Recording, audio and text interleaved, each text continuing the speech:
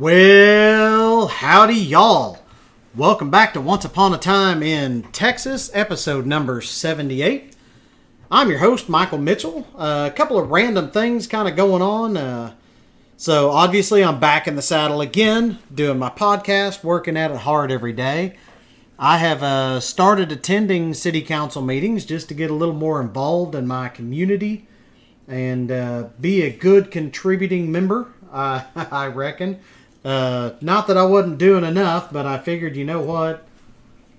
City council probably needs somebody to throw them off a little bit every now and then, and I'm that guy, I guess. Went to a great workshop last weekend called the Vibrant Club Workshop for Rotary. It was amazing. Just really enjoyed myself. It was great to meet so many other Rotarians. Got to go to a really nice school. Liberty Christian School in Argyle, Texas. Had a beautiful campus. They even had a bunch of students up there on a Saturday. I think they were working on some theater stuff.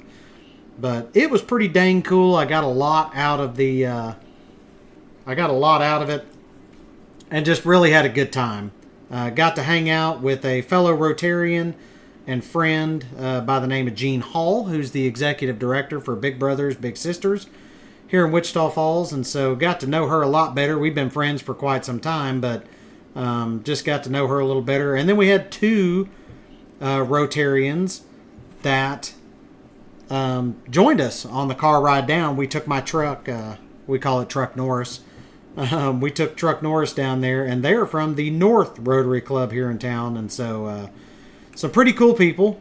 People that I think, one of them I know I'd met a time or two before. And then the other one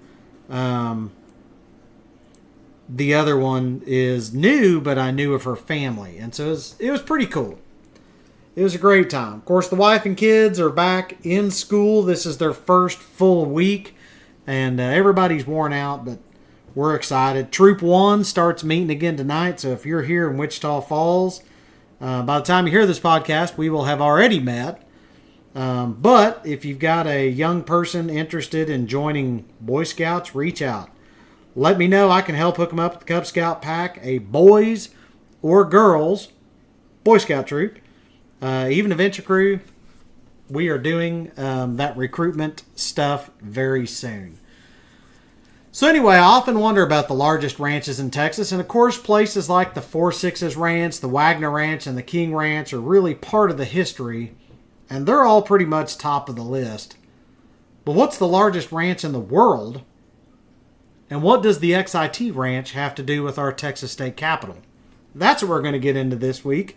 And I just thought it'd be fun to talk about the largest ranch in the world. And we'll get into that here shortly.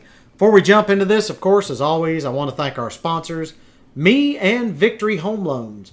I know there are tons of people moving to and in Texas and Oklahoma.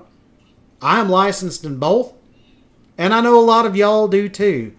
I'm a licensed mortgage loan originator, which means I can help people get loans to purchase homes. I've got several that are happening right now. I've got a refinance happening.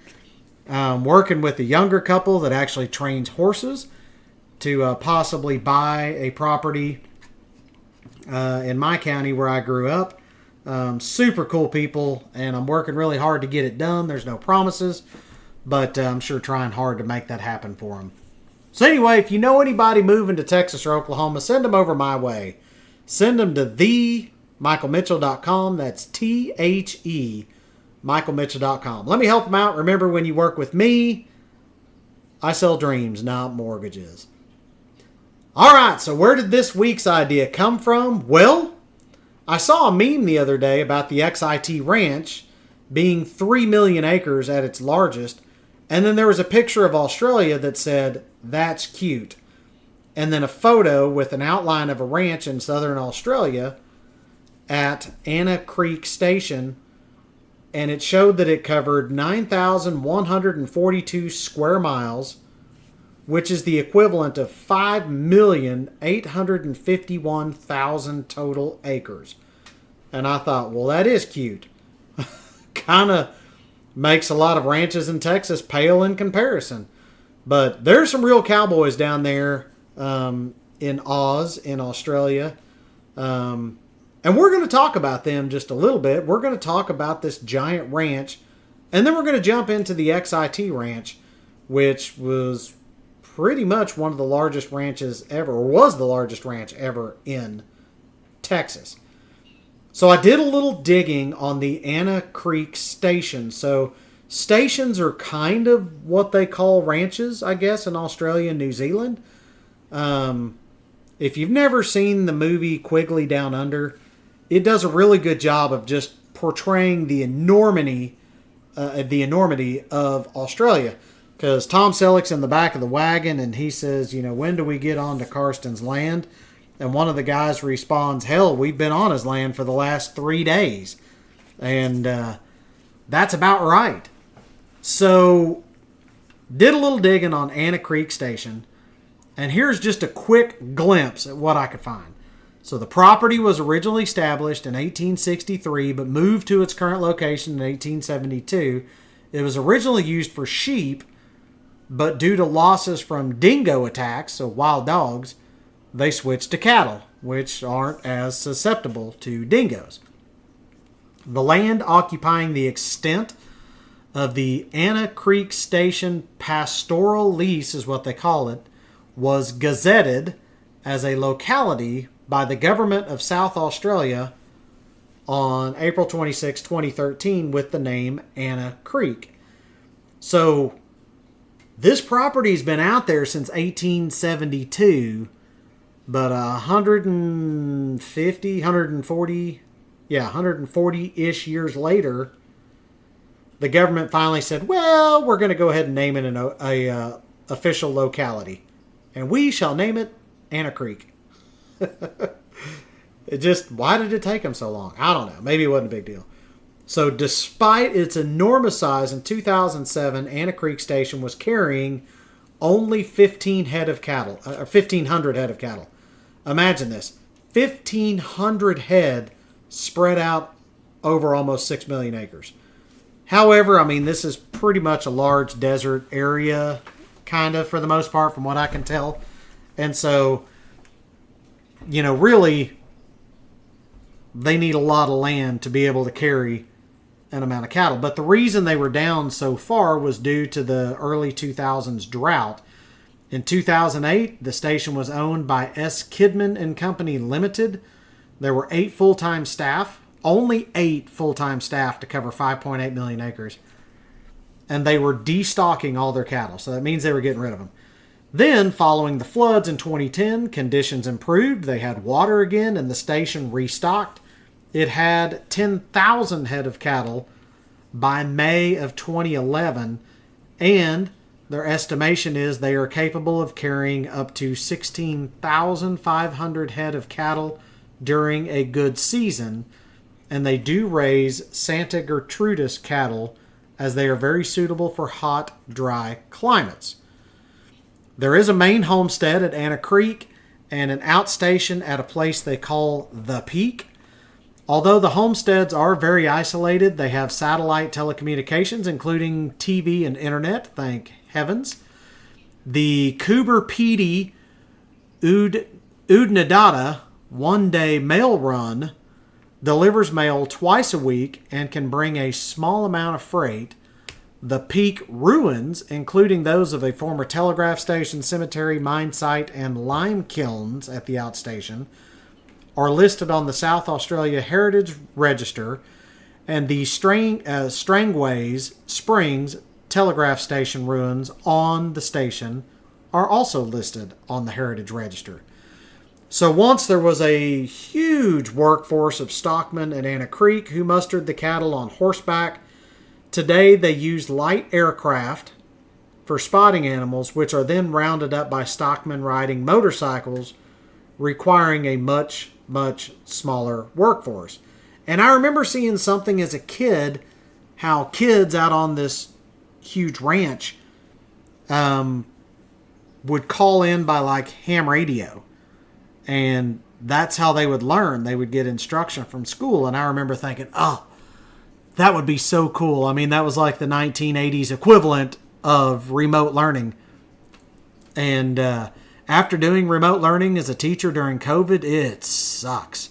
So for anybody listening from Australia, if you ever had to go through that remote learning, I'm so sorry. Sorry you basically had to deal with COVID-type remote learning before it was even a thing. Anyway, so this remoteness seems as remote as the XIT would have been kind of back in the day. So let's talk about the XIT Ranch a little. So today, the largest ranches in Texas are all fairly well known. You've got places like the 4 Ranch in Guthrie, Texas, at 275,000 acres, which you get a glimpse of if you watch the TV show Yellowstone.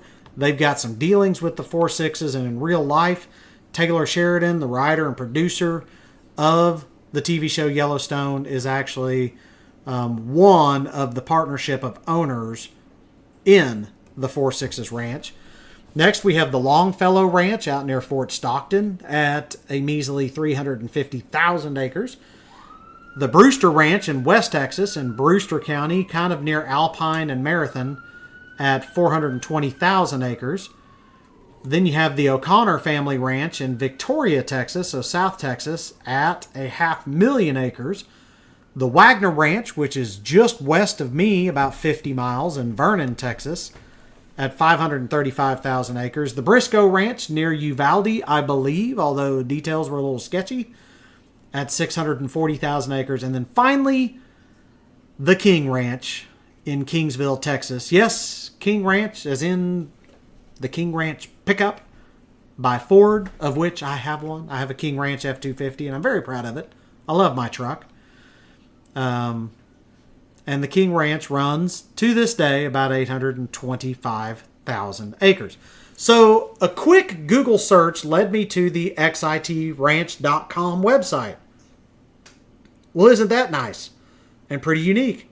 It is absolutely chock full of information, including info on their current cattle, horses, recipe from the head chef on the ranch, and even a placeholder for XIT Ranchware. But the link was broken and I couldn't get it to pull up. So I was a little disappointed because I wouldn't mind some XIT stuff. I've got a few King Ranch things, just when I feel a little uppity when I'm driving my truck. So the XIT Ranch in the 1880s was the largest ranch in the world under one fence. And it all laid in the Texas Panhandle.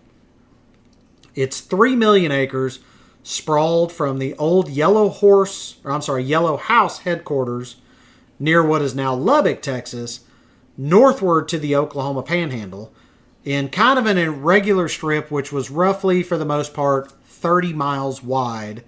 And then by however long that is, I mentioned it in a previous podcast, I think it's like 280 miles. Anyway, it's a monster.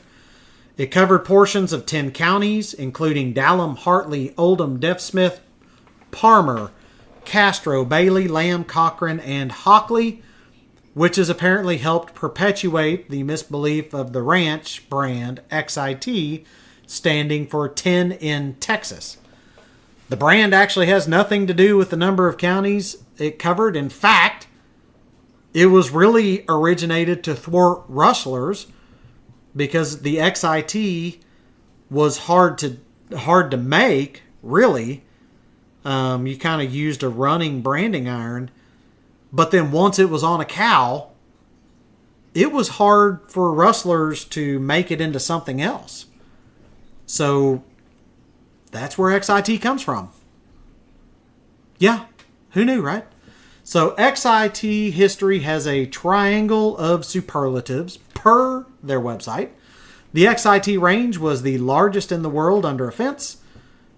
Texas, the biggest state in the union. So you have the largest ranch in the world under one fence. You have the biggest state in the union at the time. And they used it to pay for its red granite Capitol building, which is still the biggest state capitol on the North American continent. So that's the three. The Austin structure, after almost 70 years, still houses the Lone Star State government. And as capitals go, it is second only in size to the one in Washington, D.C.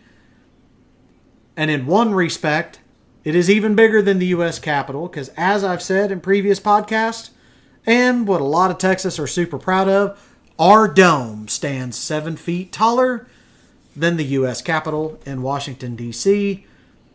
So blow it out your rear ends up there in D.C. Texas is awesome. We have a taller dome on our Capitol building. So the long lasso of time must drop back to 1875. The Lone Star government was getting cramped in its little old Capitol building, and the Texas Constitutional Convention set aside 3 million panhandle acres with which to get a new Capitol by, way of doing a little bargaining. So action dragged on for a while until fire destroyed the old Capitol building mysteriously on November 9th, 1881. Governor Orrin M. Roberts called a special session of the legislature. It struck a bargain with Charles B. and John V. Farwell, brothers of Chicago, Illinois, under which they agreed to build a $3 million Capitol building and accept the 3 million acres in the Panhandle as payment. Now, they got some investors and all kinds of stuff to get involved, and that's a whole big old other story. But ground for the Capitol was broken in 1882 by ox power and a specialty-built railroad. Burnett County's famous red granite was transported to Austin for the historic structure. So we have this red granite Capitol building made out of what we call Austin stone, but it's not actually from Austin. It's from Burnett County, which is not far away.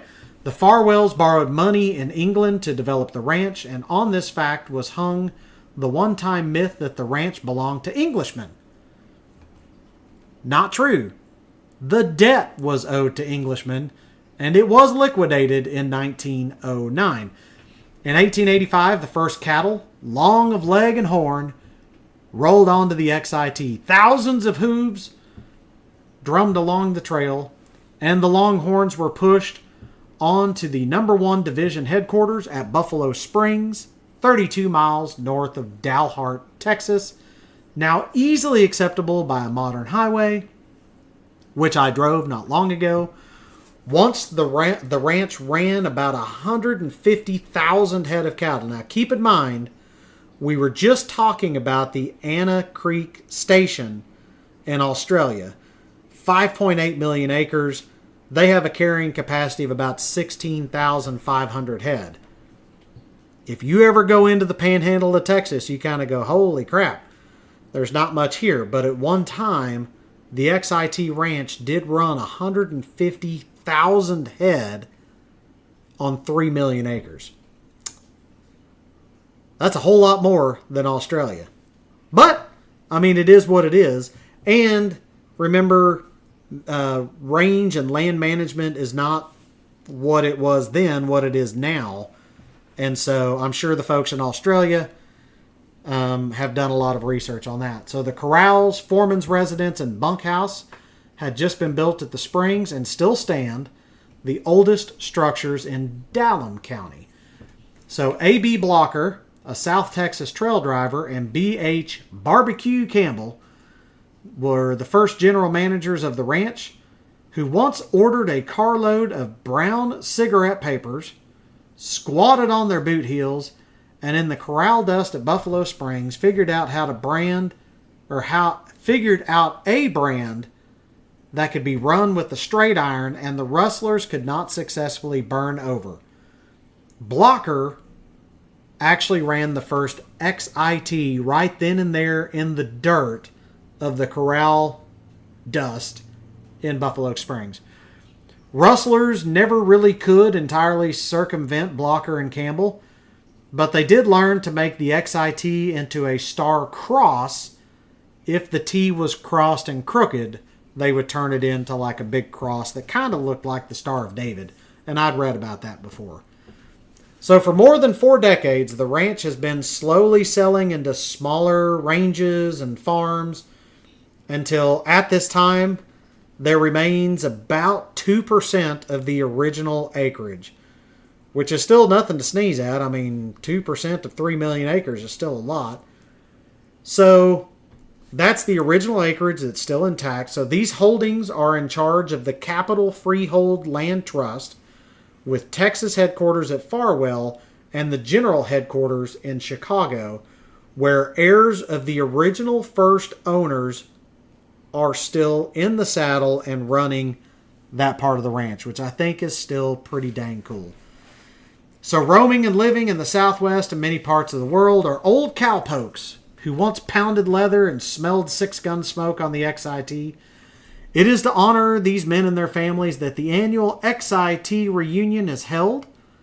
Fort Worth started it in 1936. The second reunion came to Dalhart, and former XIT cowhands comprising of the XIT Association voted Dalhart as the permanent reunion home. So there you go. That's a little shorter podcast, a little more on the XIT Ranch. If you get the opportunity to get on and read about it, holy smokes, it is so cool. I did meet a guy by the name of Frank Davis in Channing, Texas. He was the former superintendent of schools, well, the school there, and his wife was an educator for a long time. He was super cool. He pointed to his house and said, "We are actually the third owners of this house." It was built, I believe, in 1885 or 1889, somewhere right in there, by a Texas Ranger who had been hired to be a Texas Ranger up in the Panhandle, but also to keep tabs on the XIT Cowboys and make sure that they didn't get out of hand. So that is just too cool. So check out some XIT history. I'm not going to talk too much more about the Waggoner or the King Ranch because, those sound like pretty cool podcast subjects for the future. So what do y'all think? Let me know. What other weird or off-the-wall, interesting Texas history would y'all like to hear about? Shoot me a message on my Facebook page or group. Look me up on my website, themichaelmitchell.com, themichaelmitchell.com. And I want to, of course, thank the sponsors again. That is me and Victory Home Loans. Keep in mind, if you know someone moving to or in Texas and Oklahoma, send them my way. Send them over to themichaelmitchell.com. Let me help them out. Remember, I sell dreams, not mortgages.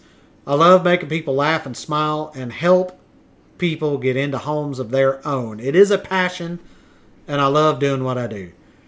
Thank y'all for tuning in to Once Upon a Time in Texas, episode number 78. As always, remember, the stars at night are big and bright, deep in the heart of Texas. Y'all have a great week.